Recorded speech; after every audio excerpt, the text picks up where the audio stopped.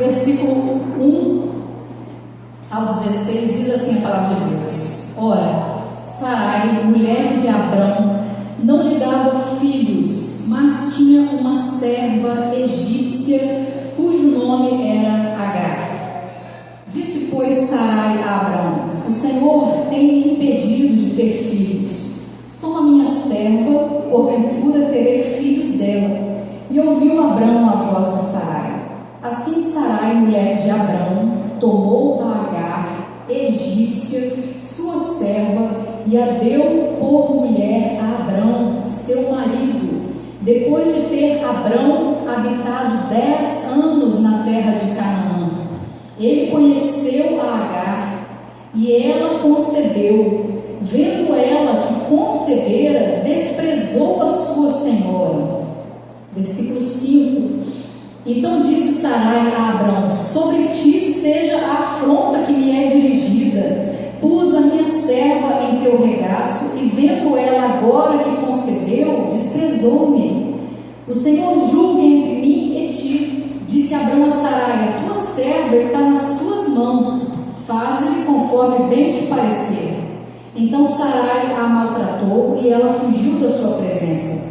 O anjo do Senhor encontrou-a junto a uma fonte de água no deserto, a fonte que está no caminho de Sur, e disse: Agar, serva de Sarai, de onde vieste, para onde vais? Ela respondeu: Estou fugindo da presença de Sarai, minha senhora. Então lhe disse o anjo do Senhor: Volta para a tua senhora e humilha-te debaixo de tuas mãos. Disse-lhe mais o anjo do Senhor: Multiplicarei sobremaneira a tua descendência, de modo que por tão numerosa não será contada. Disse-lhe também o anjo do Senhor: Concebeste e terás um filho, a quem chamarás Ismael, pois o Senhor ouviu a tua aflição. Ele será como um jumento selvagem entre os homens. A sua mão será contra todos, e a mão de todos contra ele, e habitará diante de todos os seus irmãos. Ela chamou o nome do Senhor com quem ela falava: Tu és o Deus que vê. Pois disse ela: Agora olhei para aquele que me vê. Por isso aquele poço se chama Beer-lahai, está entre Cádiz e Bered. Assim Agar deu um filho a Abrão, e Abrão pôs o nome de Ismael no seu filho que tivera Agar. Tinha Abrão 86 anos quando Agar lhe deu Ismael. Amém? Amém. Todos aqui compreenderam o texto? Nós vamos hoje falar sobre a história de uma família, a família do patriarca Abraão, da sua mulher Sarai, da serva de Sarai, que era Agar, e de Ismael, filho de Agar com Abraão. Isaac ainda não havia nascido nessa época, nesse capítulo 16. Irmãos, essa história aqui é uma história de uma família nada perfeita. E é interessante como é que a Bíblia mostra os defeitos, os pecados dos grandes personagens bíblicos de um patriarca que começou, Abraão, gerou Isaac, depois Jacó, toda aquela linha dos patriarcas bíblicos. E ali o Senhor registra na sua palavra os problemas daquela família, que foram muitos problemas, uma família muito problemática. Isso aqui começa a história dessa família. E depois, quando você vai desenrolando os próximos capítulos, você vai vendo que houve muitos problemas naquela família. Mas isso nos mostra a misericórdia de Deus, a graça de Deus, que Deus ama todo aquele período de processo. Deus ama ver o processo na vida de um ser humano. Quando ele pega, quando ele redime, quando ele chama a pessoa, ele já vê aquela pessoa lá na frente. Nós não conseguimos ver, mas Deus vê. E Deus ama ver o trabalhar dele na vida da pessoa. Eu fico pensando, quando Deus chamou Abraão, Abraão não tinha nem ideia. Quando a gente volta aqui um pouquinho, algumas folhas, no capítulo 11 aí, no versículo 31 e 32, você vê que Terá, o pai de Abraão, já havia morrido, quando a gente acabou de ler o capítulo 16. Nessa época, Terá Abrão já tinha morrido. Abrão estava reinando ali, ele era o príncipe semita, ele era o monarca ali de Israel, da tribo de Sem, né? Então ele estava reinando. Abraão tinha tudo o que um homem poderia almejar. Abraão tinha uma mulher linda, Sarai. Sarai era aquela mulher de chamar a atenção, de parar o trânsito. A Bíblia fala que ela tinha 65 anos, aproximadamente, quando Abraão desceu ao Egito, lá no capítulo 12, registra isso. E diz a Bíblia que quando Abraão chegou lá, ele falou assim para Sarai: olha, vai ter um problema aqui, você não pode falar que você é minha mulher, porque você é extremamente bonita, você é muito formosa, os egípcios vão me matar para poder ficar com você. E dizem por aí que viúva é quem vai. Não é isso? Não é quem fica.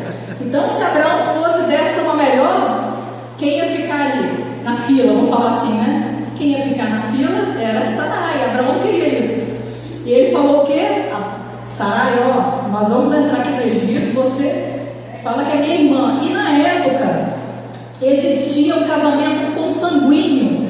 Se casava primo com primo, até hoje a gente vê às vezes primos se casando. Mas a Sarai, ela era meia irmã de Abraão. Ela era filha da mãe de Abraão, não filha do pai, não filha de Terá, mas eles eram meio irmãos.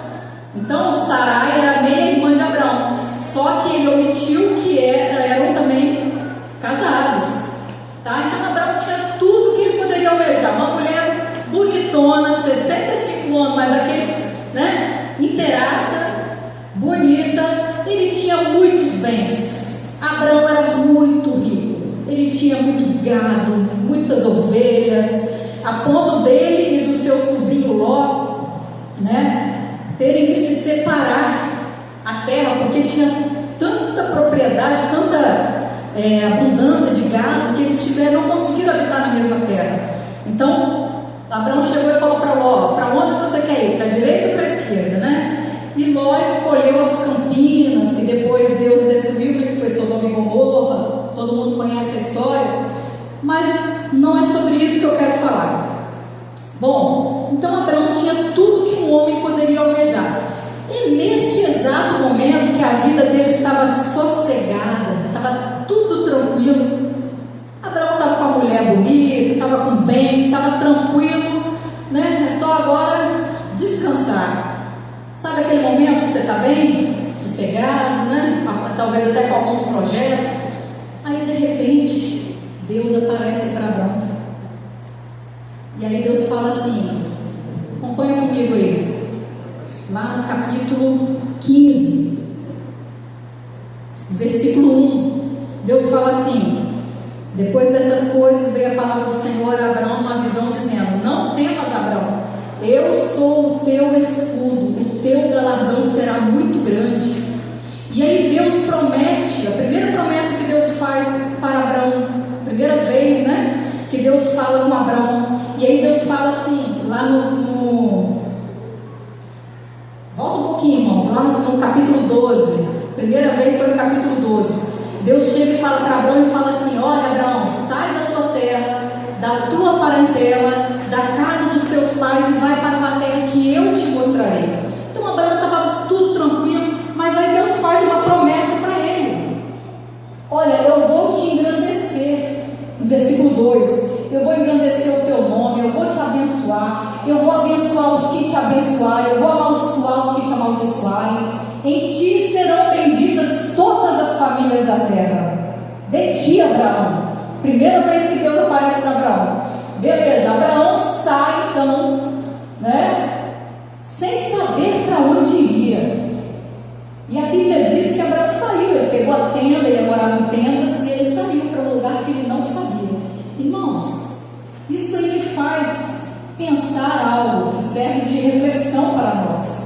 Abraão teve que desenvolver uma escutatória. Muitas vezes nós somos agitados para falar, né? E o mundo hoje está tão agitado. São tantas vozes que a gente ouve, externas e internas, né? Pelo menos eu eu moro aqui em Itapuã, o coração de Itapuã ali, ó. Toda hora é uma bicicleta com som, é um carro de som tocando, é um telefone, é um interfone, é gente gritando, é gente falando alto na rua e a gente, vambora. A vida é assim, a vida é desse jeito, são vozes. E quando não são vozes externas, são vozes internas. Quantas vezes você deita na sua cama e sua mente continua trabalhando? E quando eu estava essa semana relendo essa palavra, o Senhor falou nitidamente comigo: é para quietar. É para quietar o coração. Porque para a gente ouvir a voz de Deus, não pode ser nessa loucura, nesse tumulto. Você tem que silenciar a sua alma, o seu coração, para você ouvir a voz de Deus. O ser humano está muito desorientado, sem respostas, andando aleatoriamente, quebrando cabeça, porque não para ouvir a voz de Deus. Não para. É muito fácil a gente falar, até quando a gente ora, um monólogo. Senhor, me dá isso, abençoa fulano, abençoa ciclano, toma isso aqui, Senhor, nas tuas mãos, abençoa minha casa, meu marido, tudo. Mas a gente não para se prostrar, para ouvir a voz de Deus e ter a direção da parte do Senhor.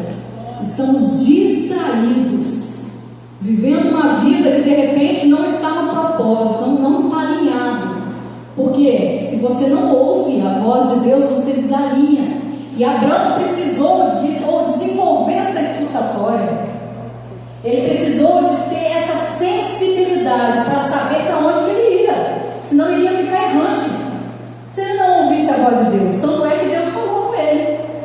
Deus falou quando ele chegou em Canaã. Ele já tinha passado em Canaã. Aqui no capítulo 12, no versículo 6 fala, ó, passou Abraão pela terra até o lugar, versículo antes, ó, versículo 5. Abraão levou consigo Sarai, sua mulher, e Aló, filho de seu irmão, todos os bens que havia adquirido, e as almas que lhe acrescentaram em Harã saíram para a terra de Canaã e lá chegaram. Olha só, hein? Deus já havia dado a terra de Canaã. E aí ele passou pelo lugar de Siquém, e aí apareceu a voz do Senhor, no versículo 7, e falou com ele: olha, a tua semente darei esta terra. E Abraão edificou ali um altar. Depois, o que aconteceu? Estava tendo crise naquela terra, muita fome. Muita fome, estava em crise naquele lugar. E Abraão resolveu descer até o Egito. Lá no capítulo 12, versículo 10 em diante, narra isso aí, que Abraão desceu para o Egito. E os estudiosos falam que foi nessa ocasião, dessas andanças de Abraão, quando ele desceu ao Egito, ele comprou uma serva para Sarai chamada Agar. Agar era egípcia, como nós acabamos de ler aqui no capítulo 16, versículo 1, né? Ora, Sarai, mulher de Abraão, não lhe dava filhos, mas tinha uma serva egípcia, cujo nome era Agar. Então Abraão vai lá e compra essa serva para a sua esposa. Mas as promessas de Deus não param por aí. Deus fala novamente com Abraão, lá no capítulo 13, versículo 14 em diante. Deus aparece de novo para Abraão e fala assim: ora, depois que Ló se apartou dele, o Senhor falou: levanta agora os teus olhos para o lugar onde estás, para o norte, para o sul, para o oriente, para o ocidente. Toda esta terra que vês, hei de te dar a ti e a quem mais? A tua descendência, para sempre. E aí outra promessa que Deus faz para Abraão no versículo 16: farei a tua descendência como o pó da terra, de modo que se alguém puder contar o pó da terra, também a tua descendência será contada. Segunda vez que Deus fala com Abraão. Segunda vez, mas não parou para ele.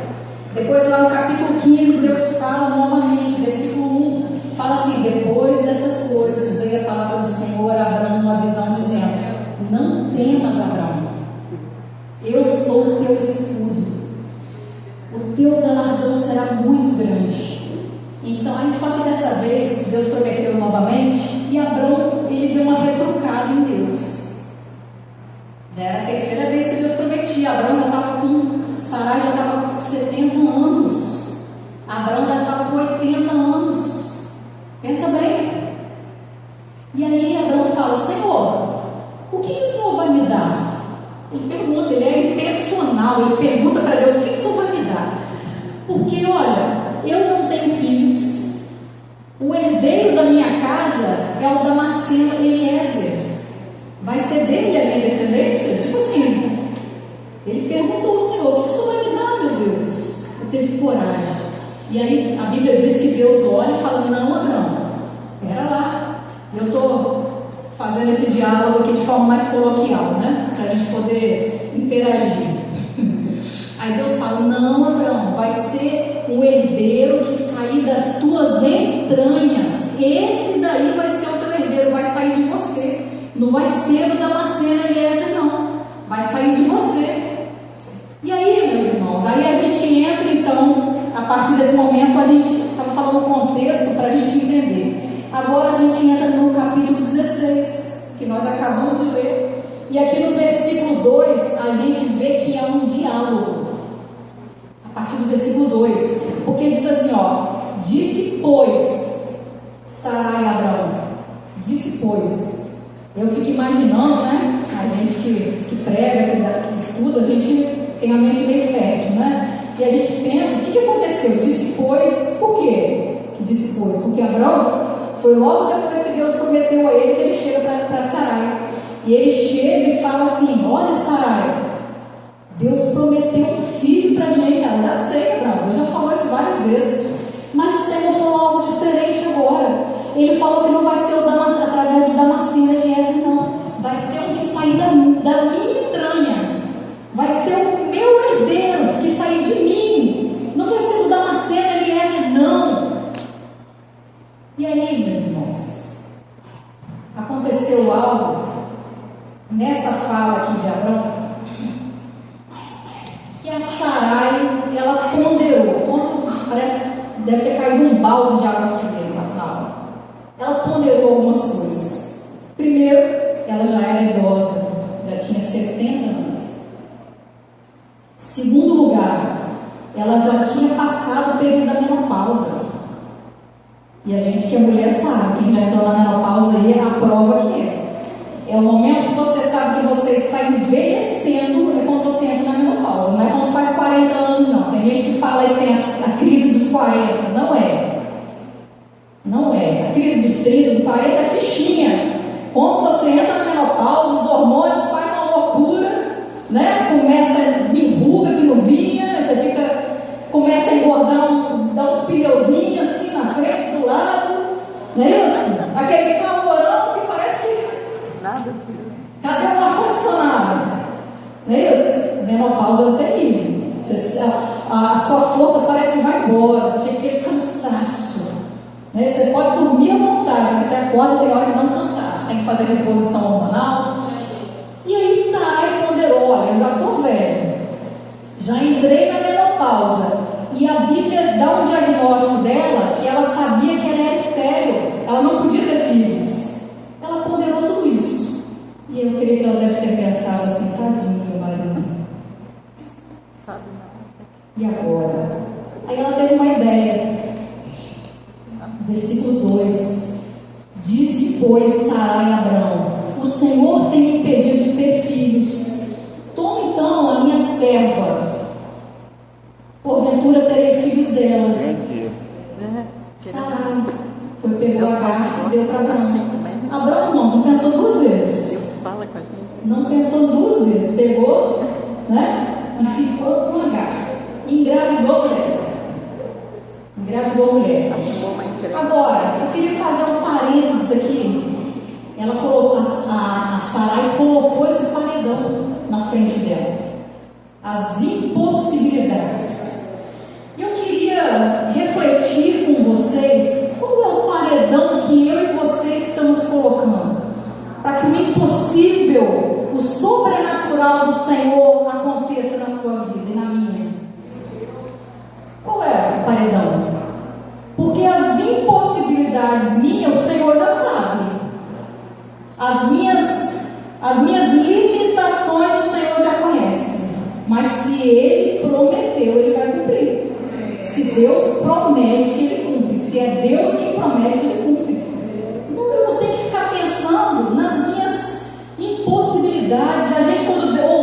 promessa de Deus, a gente fica assim, mas como que Deus vai fazer? De que forma Deus vai fazer? Não posso, é impossível.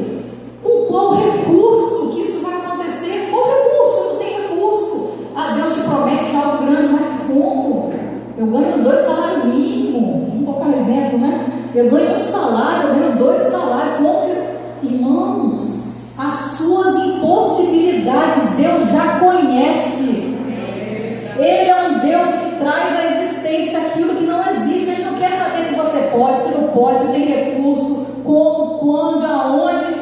Não faça essas perguntas, deixa para Deus. Eu estou falando isso com toda certeza e convicção, que o nosso Deus é o Jeová Jireh, é o Deus que provê, é o Deus que pode todas as coisas, é o Deus que tem poder no céu, na terra, não mudou, não falha, nunca falhou e nunca falhará. Esse é o nosso Deus. Aleluia.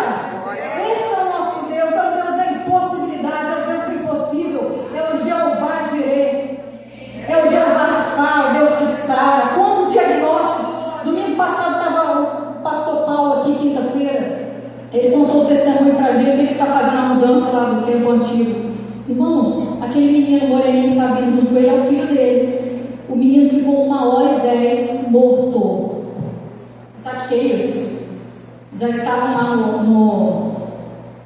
no hospital. Como é que é o nome? Lá em Vitória? Imaba. A irmã Marcelina ouviu o testemunho. Eu fiz questão de chamar a irmã Marcelina porque ela é cardiologista. Estavam lá fazendo o obituário do menino. Já tinham feito o óbito do menino. O pai chegou depois de 1h10 porque ele estava longe trabalhando. Quando ele chegou lá, o médico falou: pai, o seu filho faleceu. E nós nem tiramos os aparelhos para você ver que nós tentamos. Estava todo aparelhado, todo entubado, cheio de aparelho. E ele falou: eu posso ficar um pouquinho com meu filho? Pode.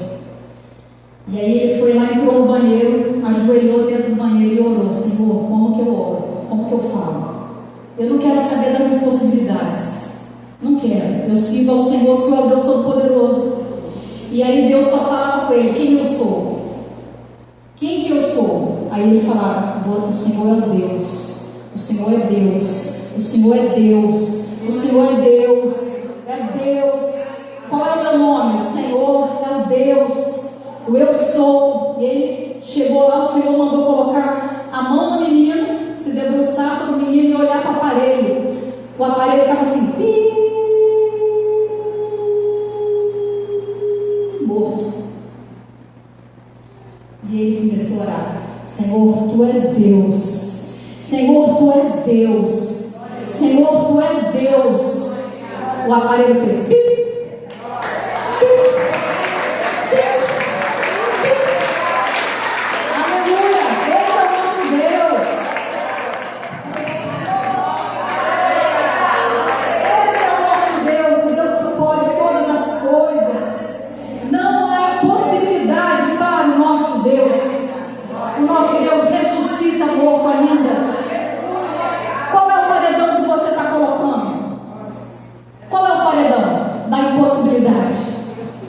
Nós temos que acreditar nos milagres e nas promessas do Senhor. Amém. Glória ao Senhor. Nós somos pequenos, nos sentimos muitas vezes pequenos, mas o nosso Deus é grande. Muitas vezes nos sentimos fracos, mas o nosso Deus é forte. Nos sentimos pequenos, mas o nosso Deus é o El Shaddai, todo-poderoso. Todo-poderoso é o nosso Deus. Sarai olhou para as dificuldades. Ela esqueceu de olhar para Deus. Ela olhou para as impossibilidades. Eu não posso. Entregou Agar. Agar se deitou, né? Era uma escrava, se deitou e engravidou. Falando sobre esse assunto, a Bíblia ela fala muito pouco sobre Agar, apenas 4 vezes, né? E havia esse costume na época de uma mulher que não podia ter filhos, dela como se fosse uma barriga de aluguel. Ela pegava outra mulher e entregava para o seu marido, para ele coabitar com ela, engravidava e o filho passava a ser dela. A mulher original, vamos colocar assim, né, do marido, ela tinha todo o poder sobre a casa, porque ela era a mulher mulher, né, do marido.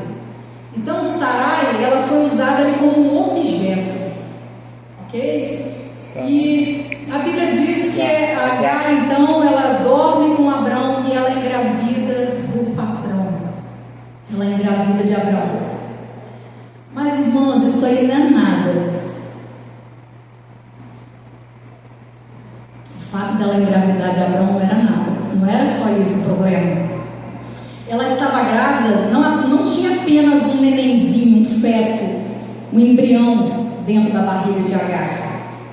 Dentro da barriga dela tinha um sonho. Um sonho que um casal esperou por tantos anos. Dentro da barriga de Agar tinha um príncipe herdeiro de toda a fortuna de Abraão. Estava ali aquele que seria o sucessor.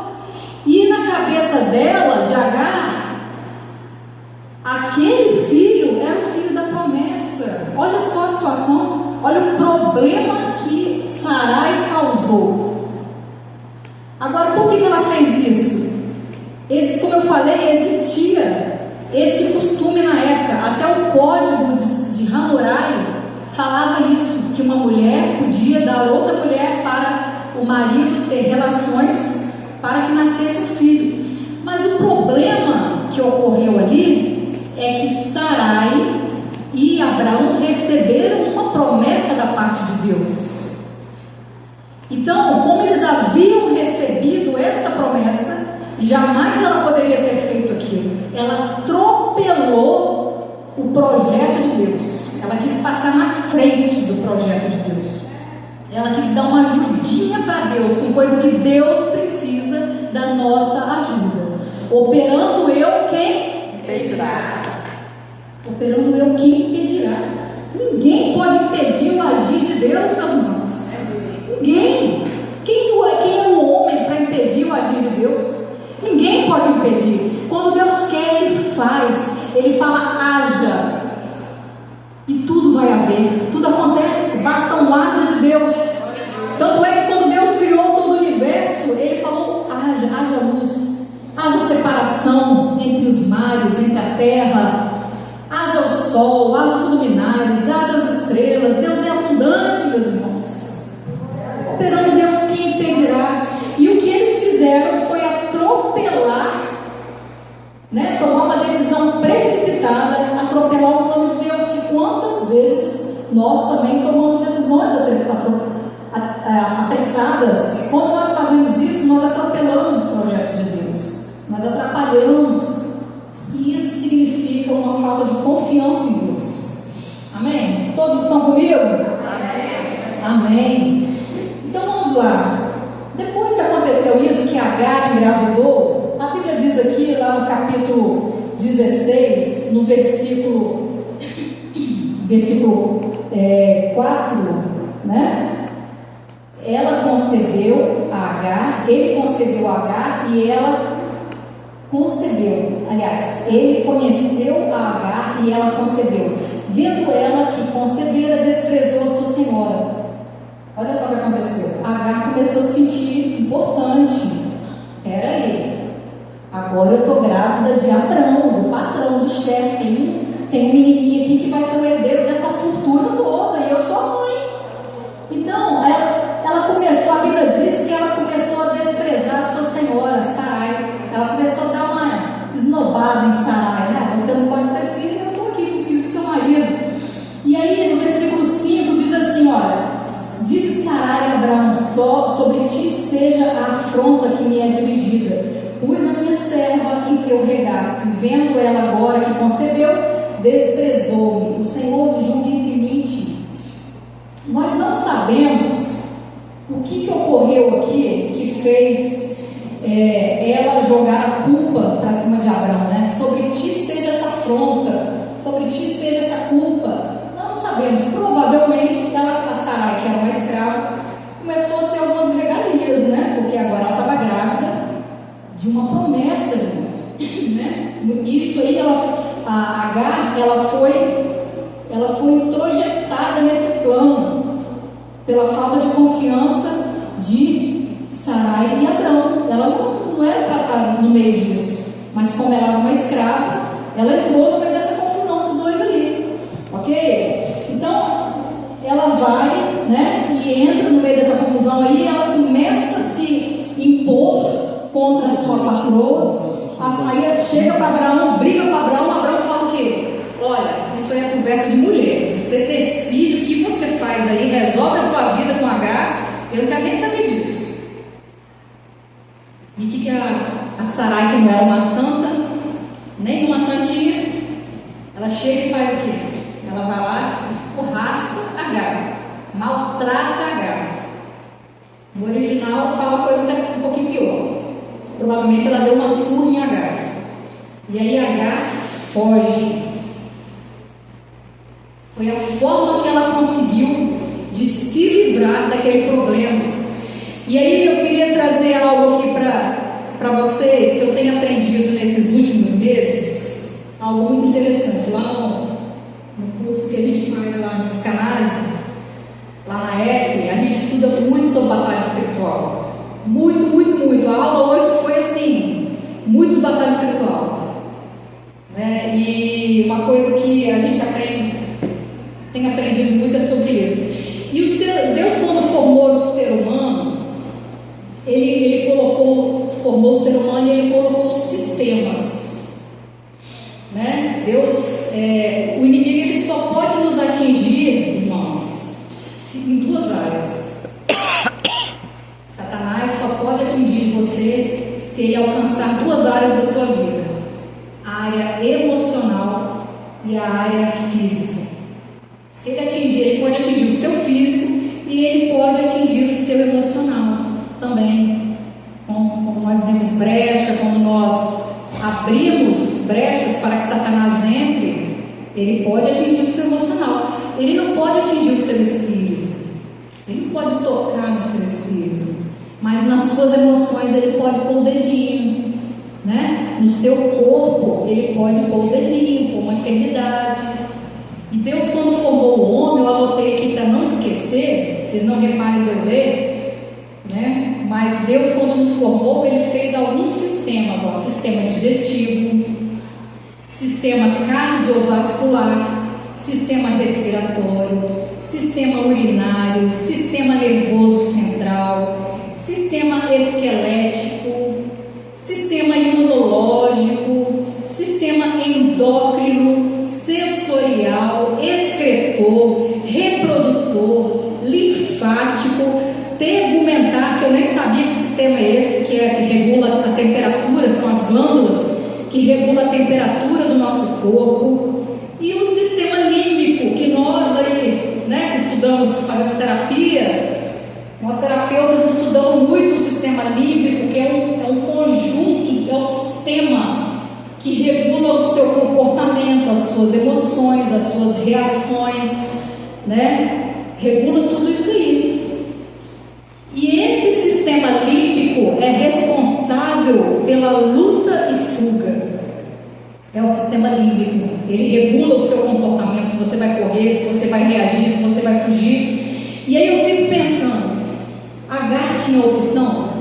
Ela podia enfrentar luta ou fuga? Ela podia lutar contra a sua senhora? Jamais, ela ia morta se ela fizesse isso. E o que ela fez? Deu linha. Agar fugiu.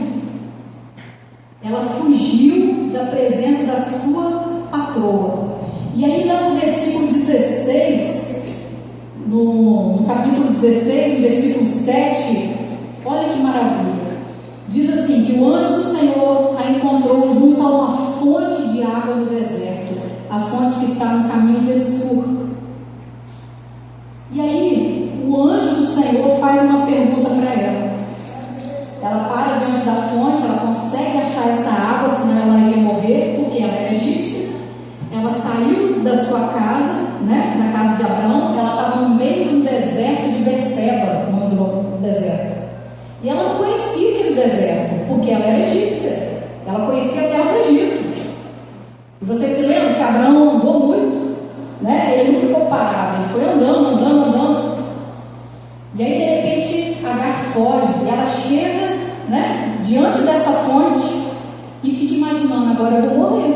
pelo menos tem água aqui, eu vou beber água até morrer. Quem vai poder me salvar? Só que aparece o anjo do Senhor. E olha o que o anjo do Senhor fala com ela. Lá no versículo 8 diz assim, acompanha comigo aí, olha. Agar, serva de Sarai, de onde vieste e para onde vais? Irmãos, se eu faço uma pergunta para você, é porque eu preciso saber a resposta, não é isso? Eu não sei a resposta. Então eu pergunto porque eu preciso da resposta. Eu falo, Thelma, isso aqui é o que, Thelma? Me fala aí, como é que mexe com isso aqui? Né? Tânia, você vai lá comigo amanhã? Tal, por exemplo, né? Eu preciso da resposta. Agora, irmãos, quando Deus faz a pergunta, a gente precisa estar muito atento. Porque Deus, Ele conhece a resposta. E se Deus faz a pergunta, para que Ele faz a pergunta então? Se Ele já sabe a resposta. O que Deus está querendo quando Ele faz a pergunta? E Ele perguntou aqui para Agar. Agar, serva de Sarai. Olha só, Deus chamou aquela mulher pelo nome e falou que ela fazia. Isso mostra que Deus sabe quem nós somos, Deus sabe quem nós somos e o que nós fazemos. Quando o Senhor pergunta algo para nós, é porque Deus quer que nós mesmos perguntemos. O Senhor está querendo trazer a consciência. Ele não pergunta porque Ele quer saber a resposta. Deus já sabe a resposta, irmãos. Deus é onisciente, Deus é eterno. Para Deus, Ele já está andando nas ruas de ouro conosco. Deus é eterno. Agora, quando Ele pergunta, é porque Ele quer que nós mesmos façamos essa pergunta. Deus quer trazer a consciência, Ele quer que você pense nos motivos que te levou a fazer isso. Sarai, Agar, serva de Sarai, de onde vieste? De onde para onde vais? Vocês se lembram lá no Gênesis? Deus fez algumas perguntas, né? Lá no início, Deus perguntou para Adão: Adão, onde estás? Gente, interessante que nenhuma das perguntas que Deus fez, ninguém respondeu. Ninguém respondeu. Todo mundo fugiu da resposta. Deus perguntou para Adão: onde estás? E Adão falou: olha, eu tive medo, né? Eu ouvi a tua voz, tive medo, eu me escondi. Isso. Aí depois Deus falou: mas quem te mostrou que estavas nu? Porque ele falou: eu tive medo porque eu estava nu. Mas quem mostrou para você que você estava nu? Olha, foi a mulher que tu me deste. Ela me deu essa fruta aqui e eu comi do fruto. Não foi isso que Deus perguntou. Estava transferindo uma culpa, se justificando. Deus não pediu isso. Ele tinha que ter falado o quê? Eu desobedeci. E aí Deus pergunta para Eva: o que é isso que você fez? Que fizeste? Aí ela fala o quê? A serpente me enganou. A serpente me enganou, eu comi do fruto. E aí Deus pergunta para Caim, lá em Gênesis 4: Caim, por que te iraste? Por que desfaleceu o seu semblante? O que Deus queria trazer? Uma consciência. Deus queria que a Caim fizesse a pergunta para ele mesmo. E Caim não respondeu ao Senhor. Ele foi lá, armou uma trama e matou o seu irmão. Se ele tivesse trazido aquela pergunta e feito aquela pergunta para si mesmo, ele não teria matado o seu irmão. Aí Deus pergunta de novo para Caim: Caim, onde está Abel, teu irmão? E o que Caim responde? Por acaso eu sou guardião do meu irmão? Não responde. Então o homem tenta se esquivar.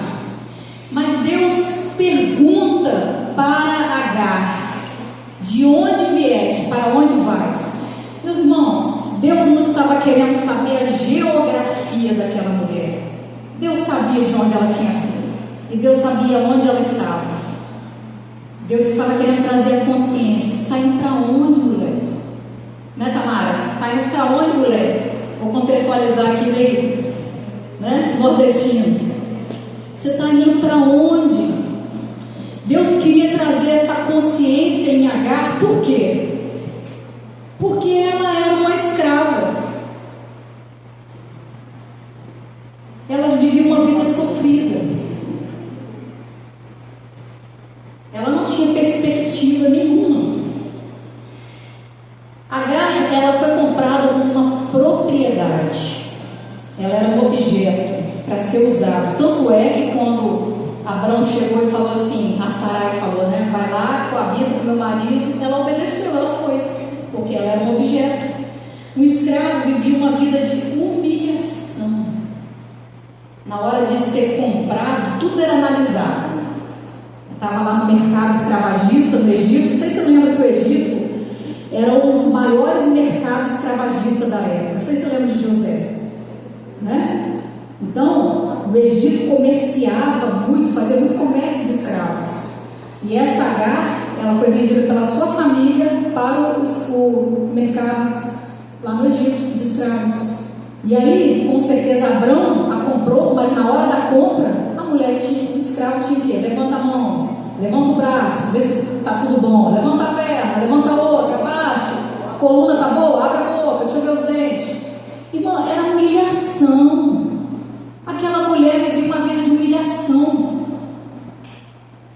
Era humilhada. Quem amava aquela mulher? Qual é o valor dela? Qual o valor que Agar tinha perante a sua família? A gente não sabe nem quem é a família dela. Quem era a família de Agar? Qual o valor que ela tinha na sociedade? Só se via como um objeto, né? Não tinha valor nenhum. A alma de Agar era uma alma completamente solitária, cheia de rejeição. Eu estava vendo um estudo esses dias sobre rejeição. A rejeição é algo tão forte, uma pessoa que se sente rejeitada, todos nós já passamos por alguma rejeição na vida. A pessoa pode sentir até dores. O Fábio já está fazendo sinal ali para mim com um relógio. Que horas aí, gente? Está sem relógio. 7h30. Já estou observando. Então, quando a pessoa tem uma rejeição, ela pode sentir até dores físicas. Até dores físicas, porque a rejeição é algo que dói na carne. E muitas vezes nós somos rejeitados. Às vezes é pela família, às vezes por causa que somos crentes, porque somos cristãos. Quantas vezes somos rejeitados porque somos cristãos? Às vezes um jovem é rejeitado na faculdade, às vezes por causa da nossa cor, às vezes por causa do cabelo, às vezes porque você tem um sotaque diferente, às vezes porque o ambiente social só tem pessoas que te discriminam. Então, muitas vezes somos sim rejeitados, isso faz parte da vida. E aquela mulher, ela era rejeitada, cheia de amargura, de mágoa, humilhação, ressentimento, cicatrizes, porque ela era uma escrava, e a escrava apanhava muito. O escravo apanhava muito, era chicote mesmo, irmãos. Ela não tinha ninguém para recorrer. Não tinha ninguém. E tem momentos na vida da gente que nós também nos sentimos assim, sozinhos, solitários, não tem ninguém para recorrer. Às vezes não tem pai, não tem mãe, não tem político, não tem advogado, não tem juiz, não tem irmão, não tem pastor, não tem ninguém, não tem marido. Muitas vezes é você e Deus. Mas nós vemos na história aqui que há um final feliz, porque há um Deus que te vê, né? O que aconteceu com Agar aqui é que Deus a viu. Deus a viu. Quem se interessava pela vida dela? Ninguém. Mas Deus apareceu para aquela mulher no deserto. Hoje nós vivemos um mundo de muito individualismo, de muita aceleração, né? As pessoas não se importam mais umas com as outras. As pessoas não sabem abraçar, não sabem olhar no olho, não sabem conversar com calma. Hoje é tudo acelerado. Irmãos, eu quero fazer um apelo aqui em nome de Jesus. Nós precisamos dar uma freada nisso. Precisamos. Vamos desacelerar, porque o mundo está acelerado. A palavra que o Senhor me falou quando eu estava estudando é desacelerar. O Senhor me falou isso. Desacelera. Não é para você ficar parado, não é para você trabalhar, viver sua vida. Mas é como você estiver na presença de Deus, como você estiver diante de uma pessoa, dê atenção, olha no olho. A pessoa está conversando com você, conversa. Não fica conversando pensando eu tenho que fazer isso, tenho que fazer aquilo, peraí. Não, olha no olho, abraça, dê um abraço, saiba abraçar, saiba dar atenção. O mundo está precisando disso, irmãos. Abraça com calma, conversa com calma. As pessoas precisam de um abraço, as pessoas estão carentes. Nós vivemos num mundo que aparentemente tem tantos amigos, mas não temos. Ao mesmo tempo que parece que tem, não tem. São poucas pessoas que você pode contar. Não é isso? E lá no Salmo 133 fala assim, olha, eu vou ler rapidamente aqui. Ele fala: olha, quão bom e quão suave é que os irmãos vivam em união. É como óleo precioso que desce sobre a barba de Arão, que desce as orlas dos seus vestidos, porque ali o Senhor ordena a bênção e a vida para sempre. Só vai ter bênção e vida se tiver comunhão. Ó, quão bom e quão suave é que os irmãos vivam em união. Se não tiver união, não tem vida. Vai ter só aparência. Deixa eu voltar para Gênesis aqui, para eu sair de Gênesis. Amém? O mundo precisa de nós e nós precisamos de fazer essa diferença. Glória ao Senhor. E Deus chega, já estou terminando, só mais 5 minutinhos para a gente concluir, tá? Deus chega para Agar no deserto e fala assim: Agar, serva de Sarai. Deus conhece o nome, Deus conhece o sofrimento daquela mulher. Deus sabia tudo a respeito dela. Deus não estava querendo uma geografia da parte dela. Eu vim de tal cidade, estou indo para tal cidade. Não, Deus não precisa disso. Deus estava querendo, que ela trouxesse de volta a sua consciência, que ela estava fugindo. E Deus sabia que ali dentro daquele ventre existia um propósito. Havia um propósito ali. Ela seria mãe de uma grande nação. Depois, lá no capítulo 20 ou 21, se não me falha a memória, Deus fala novamente com Agar e fala: olha, há uma grande nação dentro do seu ventre, que são os árabes, que é a nação árabe. E como nós temos ouvido de pessoas que têm se convertido, árabes que têm se convertido ao Senhor, tem igreja árabe, vocês sabiam disso? Deus tem os seus escolhidos lá. Deus está chamando pessoas. Para Deus não existe uma seleção de um povo. Todos nós somos chamados, convocados a essa salvação maravilhosa. E lá no Salmo 139 diz assim que o Senhor conhece o nosso nome. Diz que Ele nos teceu no ventre da nossa mãe. O Senhor fala: olha, de uma forma terrível e maravilhosa você foi formado.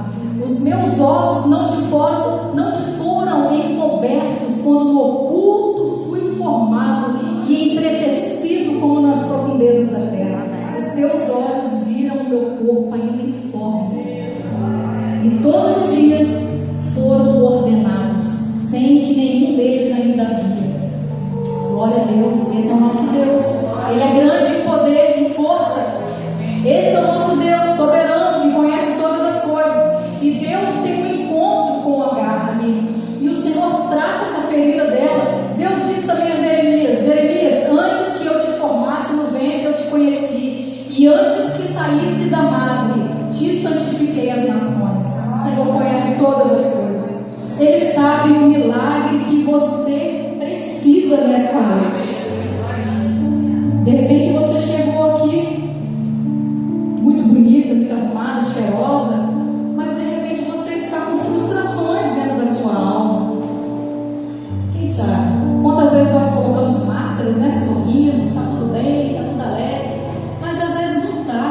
Às vezes você está passando crises que só você sabe, só dentro da sua família sabe o que vocês estão passando. E às vezes você não compartilha isso com ninguém. Já teve situações, eu e Fábio passar situações de crise, eu não falei para ninguém, nem para mãe, nem para irmão, nem para ninguém. Eu não fico falando. A gente dobra o joelho e ora. E o nosso Deus ouve. Porque Deus é fiel. A Bíblia diz que nunca viu um justo desamparado, nem a sua descendência mendigada, não. Nunca passamos situações onde Deus não nos respondesse, porque Deus é fiel. E de repente você chegou aqui nessa noite com problemas gravíssimos, com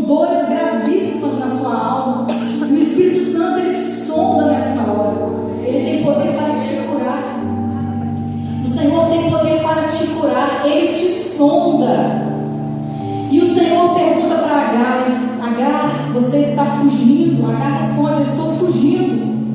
Eu estou fugindo da minha senhora. Irmãos, qual a diferença de um fugitivo para um peregrino?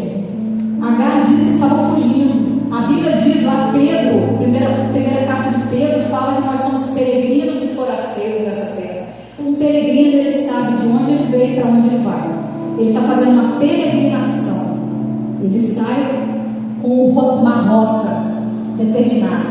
E outra coisa, um peregrino, ele carrega bagagem leve. Ele não carrega mochila pesada, porque ele sabe que ele vai caminhar uma peregrinação. E você é um peregrino? Se você é um peregrino, você é servo do Senhor e você é peregrino, você não pode carregar fardo pesado. E eu te falo aqui, da parte de Deus, se você está carregando algum fardo que está sendo pesado para você, se você está sobrecarregado, cansado, aquilo está sendo peso, isso não é de Deus para a sua vida. Eu falo com a autoridade do Senhor. Isso não é Deus. Você tem que largar esse peso agora, hoje, em nome de Jesus. Larga esse peso. Porque o Senhor não te chamou para ficar carregando fardo pesado, não. Jesus falou assim, olha, isso aí Jesus falou para crente, essa passagem. Vinde a mim, vós que estáis cansados e sobrecarregados, e eu vos aliviarei. Tomai sobre vós o meu jugo e aprendei de mim, que sou manso e humilde de coração, e encontrareis descanso para as vossas almas. Porque o meu jugo é suave e o meu fardo é leve. Essa é a palavra do Senhor nesta noite. Toma o jugo de Jesus. Toma o fardo de Jesus. Qual é o peso que você está carregando? O peso desnecessário que você está carregando. Não era para você estar carregando esse peso. Você tem que carregar o jugo de Jesus. O peso de Jesus que é leve. Você não foi chamado para isso. Você é peregrino. Se você carregar peso além, você vai se cansar. Você vai adoecer. E nós somos o templo do Espírito Santo. O Senhor não nos chamou para ficar enfermos. Se você está carregando bagagens emocionais pesadas, isso vai refletir no seu corpo físico. São doenças psicossomáticas. E isso está comprovado cientificamente. Quantas pessoas enfermas aí dentro da igreja? Pessoas doentes, carregando fardos, carregando situações que não era para estar no meio. E um fugitivo? Um fugitivo. Agar era fugitiva, ela não sabia para onde ia, ela estava perdida, não sabia para onde ia. Um fugitivo, ele vive uma vida de insegurança, de medo, de fracasso, não sabe para onde vai. Esse é um fugitivo. Todo dia é uma incerteza, toda hora é uma incerteza. Ele nunca chega no lugar que ele quer, porque ele não sabe para onde ele vai. Nós precisamos de viver uma vida com propósito, irmãos. Foi isso que foi falado aqui no início do culto, a Bárbara falou. Eu cheguei a me arrepiar na hora que a Bárbara falou. Nós somos chamados para ter uma vida com propósito. O Senhor nos chamou para isso. Você é como uma árvore plantada para dar frutos. Você não nasceu de uma forma furtiva, né? Por acaso. Você não nasceu por acaso. O Senhor te colocou aqui com um propósito. E o propósito de Deus se cumpriu na vida de Agar. Porque ela obedeceu, ela voltou e se humilhou para a sua senhora. Mas antes dela voltar, e agora eu estou terminando mesmo. Cheguei no final. Aleluia. Antes dela voltar, eu queria que você lesse comigo o versículo 13, que fala assim: ela chamou o nome do Senhor com quem ela falava: tu és o Deus que me vê. Pois disse ela: agora olhei para aquele que me vê. Aquela mulher que era totalmente humilhada, dia após dia, sem esperança, sem paz, sem perspectiva, totalmente miserável, totalmente humilhada dia após dia, cheia de mágoas, cheia de cicatrizes no seu corpo, chicotadas. Mas o Senhor olhou para ela. O Senhor olhou, porque Deus não faz acepção de pessoas. Amém. O Senhor nos ama. Foi Ele que nos comprou, Ele que nos redimiu. Como que você chegou aqui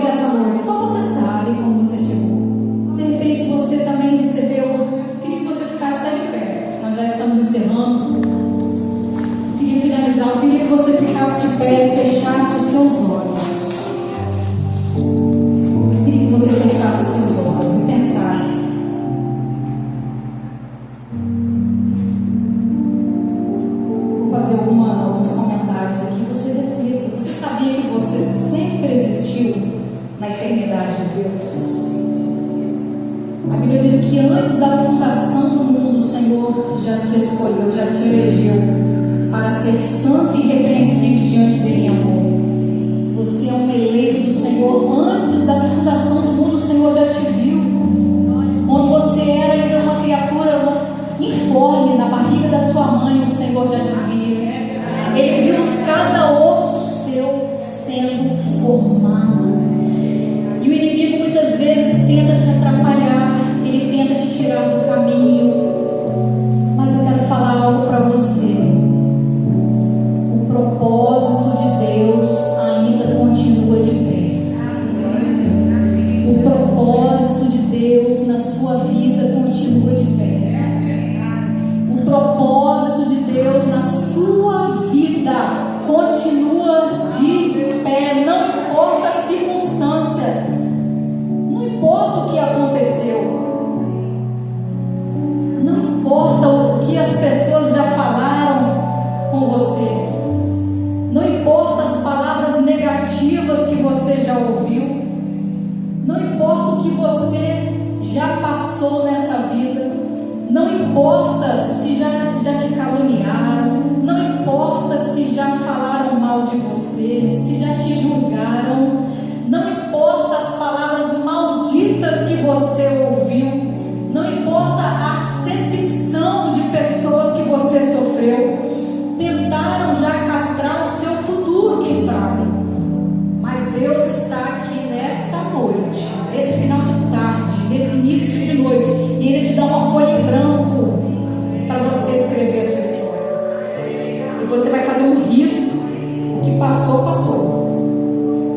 Agora é daqui para frente. Não importa o que você tenha ouvido a seu respeito, dos seus pais, do seu marido, do seu filho, do seu patrão, da sua família, não importa. O que importa é o que Deus pensa sobre você. A sua identidade está em Deus. Quem sabe você chegou aqui cheirosa, bem cuidada, maquiada, bonita, mas você por dentro está sangrando, tem uma criança chorando aí dentro. Quem sabe? Deus conhece o seu coração, Ele te sonda nesta noite, e Deus tem o poder para cicatrizar essa ferida. Eu não tenho esse poder, mas o Senhor Jesus tem o poder para cicatrizar essa ferida. Ele é o Deus que te vê. Assim como Agar falou, agora eu vejo, tu és o Deus que me vê. Esse Deus que viu Agar, que encontrou com ela lá no deserto, Ele está aqui nesta noite, e Ele encontra você, não importa o deserto também que você esteja passando, não importa as frustrações que você esteja passando, seja de âmbito emocional, financeiro, emocional, espiritual, quem sabe é um pecado que você está tentando largar, e o Espírito Santo está toda hora te convencendo do pecado, da justiça, do juízo. O Senhor está com você. O Senhor não te desampara. O Senhor, ele, quando você acorda, Ele está te olhando. Quando você dorme, Ele está velando pela sua alma. Quando você vai dormir, Ele está com você. Ele sabe o seu endereço, Ele sabe onde você mora, Ele sabe o seu CPF, Ele conhece o seu interior, Ele sabe os seus pensamentos, Ele conhece antes da palavra sair da sua boca, Ele já sabe. E se você quer receber uma oração, se você quiser vir aqui na frente, você fique à vontade. Nós vamos orar com você. Quem sentir vontade, nós vamos orar. Quem sabe você chegou aqui triste, quem sabe você sofreu decepções, quem sabe você está angustiada, quem sabe você precisa de uma solução hoje para a sua vida, quem sabe você precisa de uma transformação urgente na sua alma. O Senhor, Deus Todo-Poderoso, o Deus que nos vê, está aqui nesta noite, Ele pode mudar todas as coisas. Ele nos contempla nesta noite. Glória ao Senhor. Deus é tremendo. O Senhor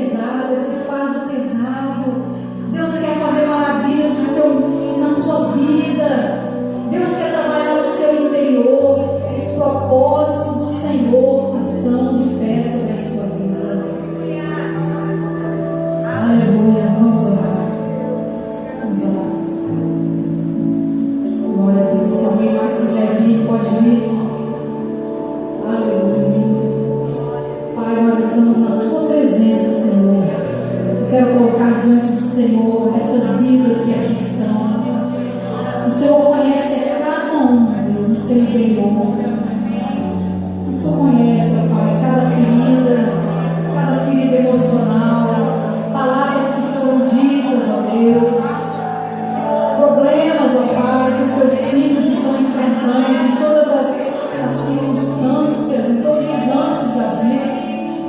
O Senhor é o Deus que vê, assim como o Senhor viu aquela mulher lá no deserto, Agar, que estava solitária, sozinha, iria morrer naquele deserto.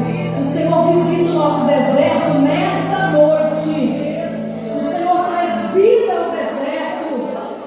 Senhor, assim como o Senhor falou lá em Ezequiel 37, naquele vale de ossos secos, aquele vale estava sequíssimo. E o Senhor falou: profetiza sobre os ossos, para que eles vivam, e eles reviveram. O Senhor é o Deus que tem poder para transformar qualquer situação. O Senhor tem poder, Deus, para reviver até um osso que está sequíssimo. O Senhor traz vida, porque o Senhor é o Deus Todo-Poderoso, o nome da vida. Senhor, tira cativeiros nessa noite, muda, Senhor, situações nessa noite. Repreende o inimigo, repreende a atuação de Satanás, ó Pai, sobre as vidas que aqui estão. Retira, Senhor, os cativeiros espirituais. Dê força aos teus filhos, aqueles que estão cansados, sobrecarregados. Que eles entreguem neste altar o seu fardo pesado, e que eles recebam do Senhor um fardo novo, um fardo leve, que é o fardo do Senhor. Que eles possam viver uma vida de alegria, que eles possam se regozijar no Senhor. Que a nossa alegria seja no Senhor, Pai. Em nome de Jesus, em nome de Jesus, muda a história. Dê força, Senhor, para vivermos uma vida que agrade ao Senhor.